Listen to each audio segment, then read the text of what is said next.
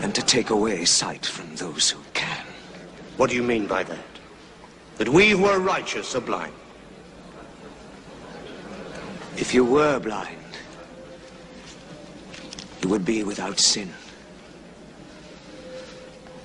But since you say we see, your sin remains. This man! Walk through the devil! He's a cheat! So I get home late, and I go into my office, and I hear Chuck O'Celli still on the radio, like, after hours. And I'm real excited to hear that, and I know I'm always welcome to come onto his show.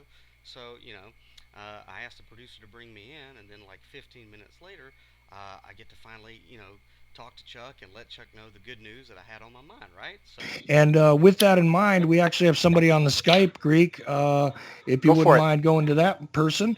And that is somebody that I'm extremely familiar with. It's Daniel Louis Crumpton, who is the author of Then Came the Flood, has been on AFR many a time on my show, et cetera, et cetera. And, is also the man behind downloadedcontent.com right now, which is an interesting story, to say the least, if you haven't heard of it before. But Daniel has joined us, and I have no idea what he wants to discuss. But where are you at, Daniel? How you doing? I interrupt this regularly scheduled broadcast to bring your listeners a public service announcement, Chuck. Oh no. Okay. Hey, man, just got home from a 12-step, and I heard you on the radio. I guess you were doing some overtime, but I got 2 good pieces of news for you and your audience.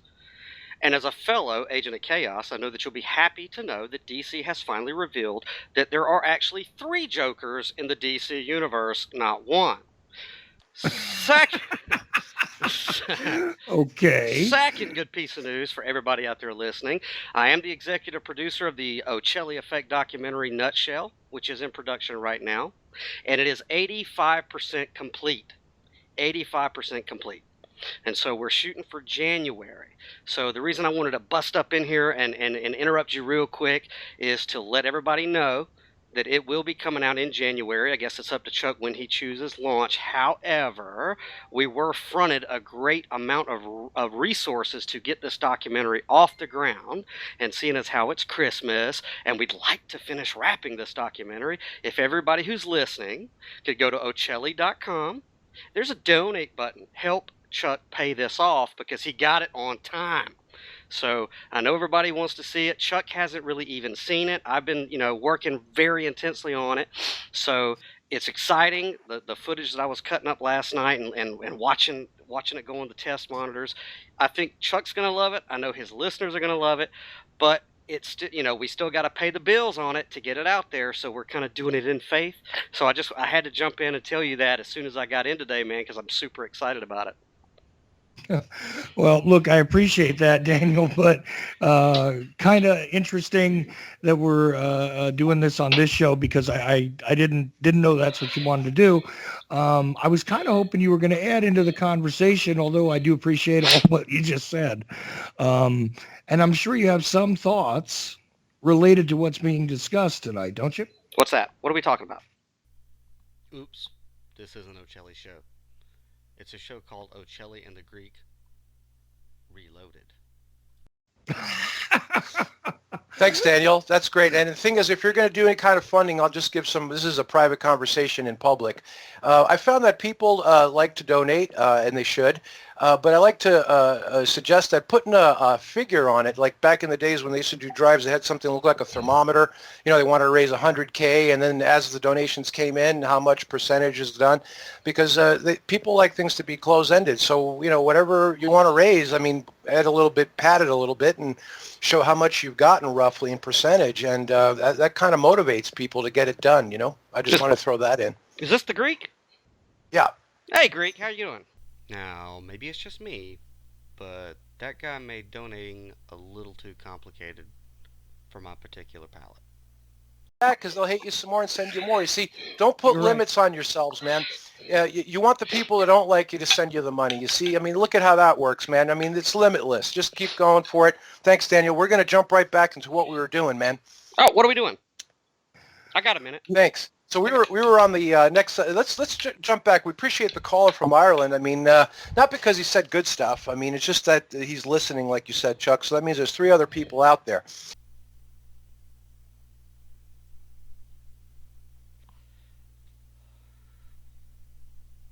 Greek, with all due respect, is one condescending cockhole. But what we just finished talking about, like we were going to give a history. We've got about a half hour left of what people call the Christian era and what symbology has been put in front of them. Because sometimes when people get a little bit more of an understanding of the history of the thing, they kind of understand more about the thing, right? Sure. So what we brought up, I dropped in chat, is an image of, you can reference it. It's an ancient... Now, unbeknownst to me, I'd happened upon a show where the topic for the night was the hardcore origin of Christianity. And being a student of the Bible myself and a big fan of Christmas, I thought I'd give a listen to this guy talk. And talk. And talk. And talk about it. BC. Now, where do you go with the biblical text to find out what you get today? Wash basin, right? It's not an hand wash. That is clear as day. That's what you see in any cultural view, and it's very simple. That was done. I just wanted to throw that out. By the way, since we brought up, I was fully competent to bring up how the crucifix that Pontius Pilate states regarding this man that is brought to him. If you go read in the text, I'm going to paraphrase here. He says, I see no guilt in this man, and I'm returning back to you in another account, to use, have a law. Use your law. Who is he addressing? Those who brought him. Of execution hanging from a tree, or Judean authorities used. Do they use Roman law, or do they use the law of Moses? When that event is happening. There's over 30 hints. Now, what is the highest crime in Mosaic law? Unless you're really dense and you can't take it. Well, I'll answer it. 30 references. Blasphemy. Almond tree and something very important. And what was the Christ accused of? Now, here's the blasphemy. Go look it up. That's what a crucifix means. So, it's been changed. No, that's doing what? They passed from third to the ninth. So anyway, you can get into it. And by the way, it's not even over yet. They put it in English, even in the King James it comes through. Now, if you look up what the term crucifix means, why? It's a botanical term. Because it says in the text the Judean authorities wanted to come and get it and do what with it? Anyway, they cut your head off. That's why if anyone shows you, this is supposed to be a season of when he was born. You want to get into just a little more detail. But anyway, that's a very simple. Was that pretty simple? Walk around the streets. The reason the Romans were involved is why? Because Judea was under Roman. Now let's just put that around for the mind.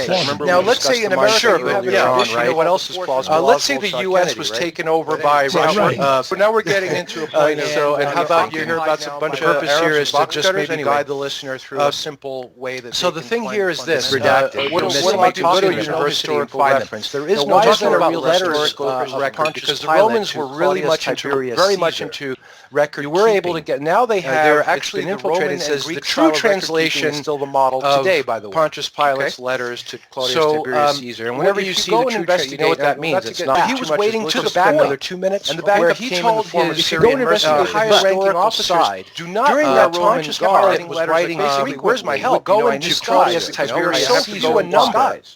Because when he had taken his post in Judea, he was undermanned and and this is a really short here without getting. He says in one of the letters that he went to really pinpoint him was he was a philosopher looking against authority. He went to this man named Joshua. And he took a while. It turned out that he wasn't speaking really control the matter because of the angry mob. Religious way to be stoned. Secular so what's going on the biblical record are in 100% what's going on is Oswald shot Kennedy but the Christian record, they'll tell you there is no going to end. Well, I'm showing you here where it started, right? Yeah, can I say something? The Bible says, I fear lest by any means as the serpent beguiled Eve through his subtlety, so your mind should be corrupted from the simplicity that is in Christ. So, all I got to say is, and I'm speaking for myself, from what I gather from what the King James says, and I'm a King James guy, I just think the language is beautiful, but from what I'm gathering, whatever Christ is supposed to be simple. It's supposed to be something that everybody who experiences consciousness can understand with any amount of resources, and whether that be physical, mental, emotional, or spiritual. So I don't think that you, in order to experience Christ, have to do certain rituals or memorize a certain amount of, textbooks or sacred books or hand mandalas or whatever. You know, those things are good. They're trimmings, on the cake, I guess you could say. But at the core of whatever Christ is, it's supposed to be simple. It's supposed to be easily accessible to everybody.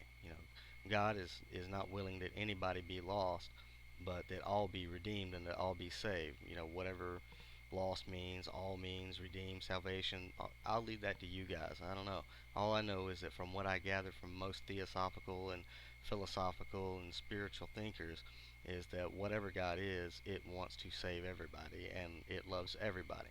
So, you know, uh, that being said, um, I don't believe that when an inundation of information is thrown at your way that hinders you to be able to connect to the divine personally in a simple and practical way, then I think that what you're doing is you're inviting poison into yourself. You're taking poison into yourself, and it's going to eat away at you. And man, don't do that to yourself. You don't really deserve that. You know. So that's all I really got to say about that. Is I think that it's supposed to be easy. That's all. Just easy. You just did. Go for it. Yeah, well, let me say something Go else. ahead. I think you raise a lot of good points, and I think that a lot of the points that you're raising, a lot of people who do consider themselves Christian do miss. They miss the forest for the trees. And, I also am a minister, but, what I tend to do is, was there a historical figure? Was there not a historical figure? Was it a tree? Was it a post? Was it a cross? I just I'm a layman, and I read it, and the Bible itself says that itself is an allegory for our learning, for our teaching. It's an allegory, it's a story. And if, there was a historical Yeshua or Jesus or however you want to pronounce his name here on this earth, what the things that he did, there's not enough books in the earth to contain what he did. But knowing that it's an allegory, the entire story, just like Buddha or Krishna or any other sun deity, the layman in me wants to bring it down to the KISS rule, which is keep it simple, stupid. And for me, the entirety of the Bible really boils down to be good to other people. Be good to other people. But that's fine for you. And there's 6,999,999,000 that has for me. We're trying to give the objective point on what it's based on. Like for example, old coins, they put the reeded edge, the little ridges on the outside. So because before they did that, people would scrape away a little bit of gold every time it got passed, and then its value was worth nothing. We're trying to put a reeded edge on the information where, if you saw a gold coin and that little, serrated edge around it was gone, it means it's not the full value, right? Sure. So we're trying to show, and whenever we give information, we try to put a reeded edge on it to show that it hasn't been tampered with, right? And that's just being objective. There's a lot of aspects, and have you ever heard of the fox and the grapes? Well, Greek, I think that we all can agree that it's been tampered with, but none of the tampering is going to contradict be good to other people, I don't think. All right, look. No, he's not. Fuck this guy. This guy's not trying to be objective, and he's not added a reeded edge on anything except for maybe his ego. This guy he just wants to hear himself talk. And what he's trying to do is he's trying to confuse people by thrilling them with his acumen and his, litany of memorized facts in a particular order, kind of like a memorized script that once he gets started with it, he's like the juggernaut. There really is no stopping him. He's just going to run through any type of walls. Now, look, I don't know this guy personally. I know of him, Greek. I'm sure is not his real name. I'm sure it's like an internet pirate nickname, and that's fine. I'm not going to begrudge anybody that. I got a few of those myself. Everybody likes to wear a mask, and that's okay. But this guy's been on a few, internet radio shows or podcasts or what have you, and that's cool. You know what that means? That means he's a dime a dozen. That means he's got some plastic and some circuits and some electricity running through it sitting in front of him called a computer, and he's a dime a dozen. He's a guy with an opinion, just like me. Maybe the only difference between people like him and you is the fact that he may have a gift of getting in front of a microphone or a camera like me, and speaking his mind. But he's like anybody else with an opinion. I mean, that's something that we got to be careful about in this age. Just because you see somebody in a box or you hear somebody coming across airways doesn't make them an authority on anything. and it certainly doesn't make them an authority over your life or how you experience your life or your interpretation of scriptures or anything like that. You know, so I'm just asking a simple question because I think that these types of concepts should be simple, and this guy wants to confuse people who are listening with just a blitzkrieg of $5 words, really. I just, I'm a layman. I don't read Hebrew or Greek or anything. I'm just a simple man. And the Bible says to me, you know, it says that, for God is not the author of confusion, but of peace, as in all churches of the saints. So, I think the main question that people who are seeking really need to ask themselves is what you're hearing or what you're participating in, is it giving you peace or is it confusing you? No, it doesn't. But but here, good and evil are kind of different too. If you just robbed a bank and you're running down the street, and everyone says get them, and the cops knock you down, are the cops good to you or are they bad to you? They're pretty bad. Isaiah 5:20. Woe unto them that call evil good and good evil, that put darkness for light and light for darkness, that put bitter for sweet and sweet for bitter.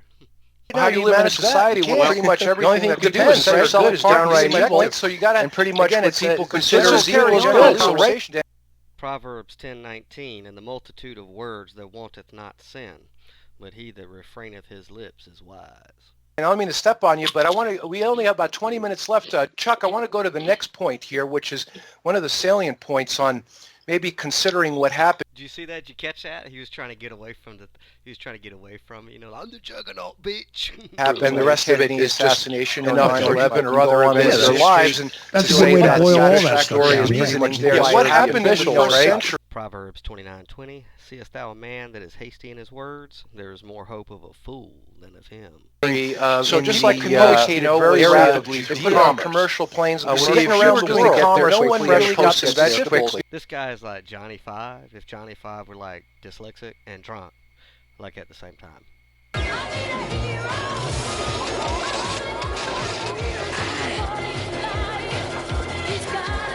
You had to say, well, it had to do something in the gods, and you already had a god.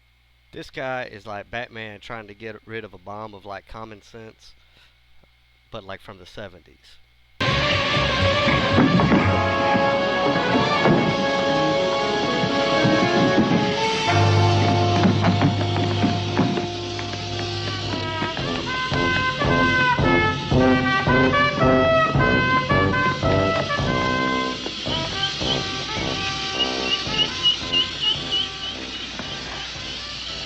Some days you just can't get rid of a bomb. No, and if you grab one, how they manage things, right? And so no one really had their gods, and the North Africa and Greece had their other. Alright, this guy is like a Mormon missionary on steroids and acid. Everything that I've been saying to you, listen, over-talking is not going to get you nowhere. Being angry is not going to get you nowhere. I mean, we're having a discussion here. I don't need to stop and listen to you. The bottom line is I asked you questions that you couldn't answer. So just like communicated very rapidly, they put it on commercial planes. We're getting around the world. No one really got this that quickly. Like, all this stuff is great. It's all real good. But if you go down to the grocery store and you're trying to get like some half and half and some eggs, how does any of this going to help you do that besides make the cashier look at you really strange and just fuck her day all up? But sometimes there's a man. Sometimes there's a man. Lost my train of thought here. But, hell.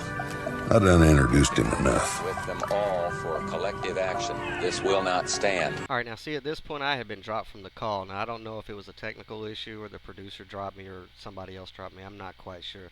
But anyway, when we come back from the break, Chuck Cocelli brings the listeners back on, and he brings up the issue of Gnosticism and a guy named Simon Magus with the Greek, who I guess has an issue with Gnosticism and its origins or whatnot.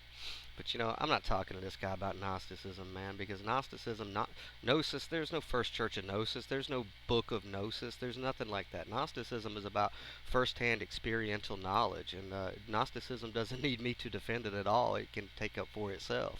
It's nothing that can be contradicted or debated against, because it means firsthand experiential knowledge, and if one person has that, then it's the truth. Gnosticism is each individual uh, conscious entity's experience of life and the divine and all that. Why would you even try to disprove Gnosticism?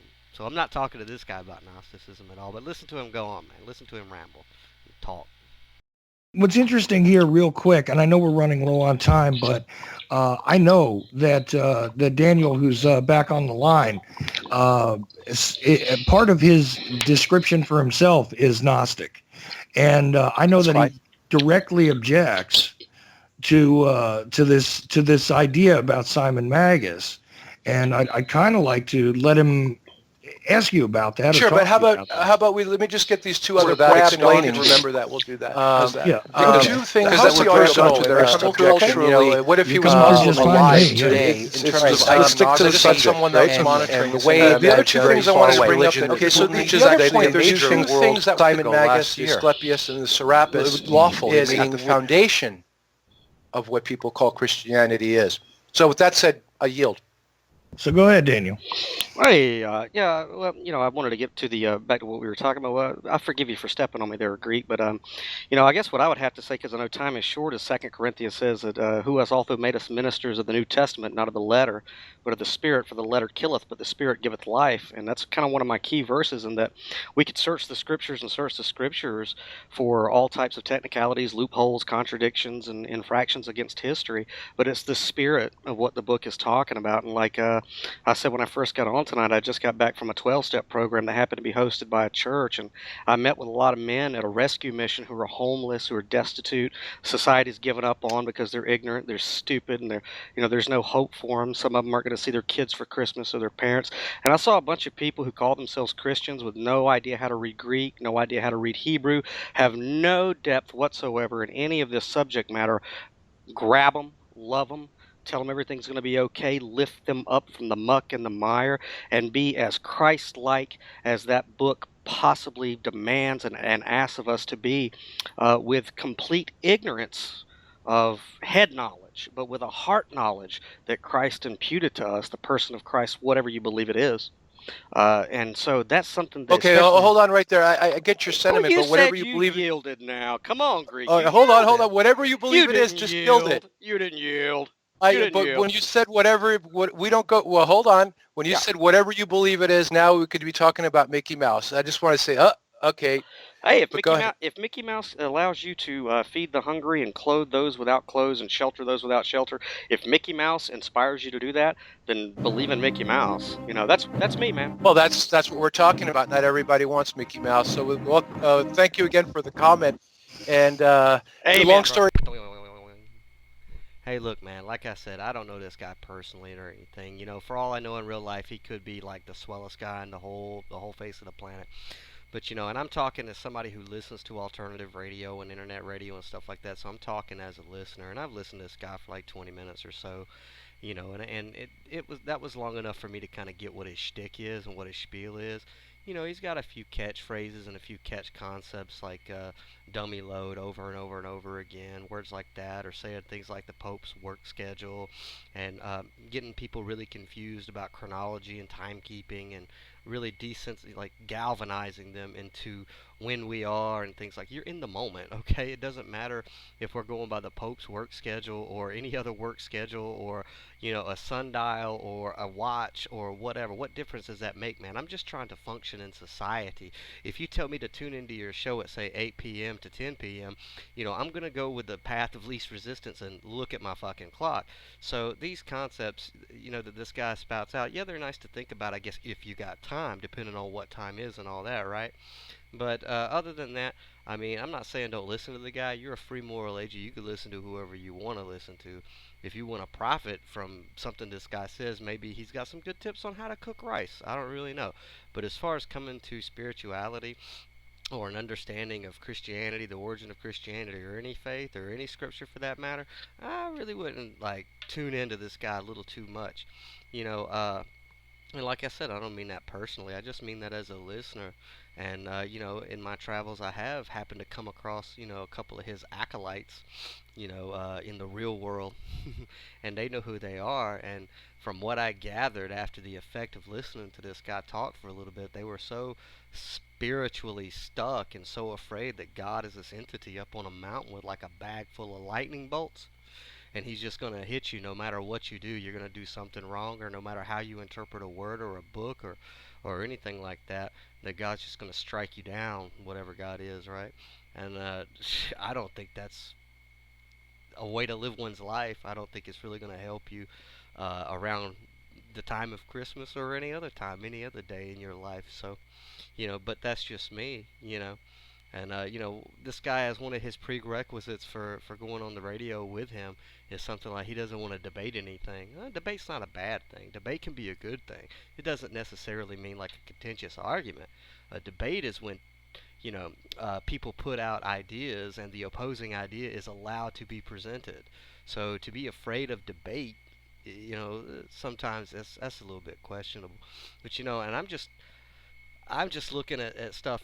Thankfully I did come through the Baptist church, and one of my callings when I did was to study the kingdom of the cults and things like that. And, I don't know. I mean, a few of the traits of like a cult leader is, has a grandiose idea of who he is, preoccupied with ideas of brilliance. He requires admiration from listeners, is arrogant or haughty in his attitude, publicly devalues others as inferior, incapable, or not worthy, doesn't seem to listen well to others. Communication is a one-way thing, has magical answers to solutions or problems, habitually puts down others as inferior and himself as superior, treats others with contempt or arrogance. And kind of what I've heard from this guy is basically that he's got some secret knowledge, and in order to get that secret knowledge, you got to come to him for it. And everybody else is stupid. Nobody's read the Bible. Nobody really understands the Bible. You have to do all this legwork and mind work and book work and all that to really get the Bible. When really that's not the message of the Bible. The Bible says that you have to become as a little child. You have to be as a little child. And Dr. Barnhouse used to say, you're not really saying anything when you're talking way up here. If you really want to connect with people and edify other people, you got to go up into the loft and get the hay, and you got to bring it down to where the cows can get at it. So that's all I'm saying about that. But anyway, this guy, he's not even, in my mind, and this is just as a listener, he doesn't really come off as like a cult leader. He comes off kind of like the Bruce Campbell of cult leaders, Well, hello, Mr. Fancy Pants. I got news for you, pal. You ain't leading but two things right now. Jack and shit. And Jack left town. And so basically that guy's an asshole. So anyway, I hope you guys have a Merry Christmas and a Happy New Year. If you've liked this or any other article I've ever written or video or podcast or radio show, then please go to downloadedcontent.com and subscribe to the YouTube channel. Find us on Facebook and Twitter and all that good stuff. Check out my novel Then Came the Flood. Also, I started a campaign at patreon.com. Just look up downloaded content, become a patron, help us bring more consistent work like this and higher quality work. So that you can join my cult. No, not really. You don't have to listen to a fucking word I say. Anyway, guys, I'm out. Merry Christmas, Mom. Love you.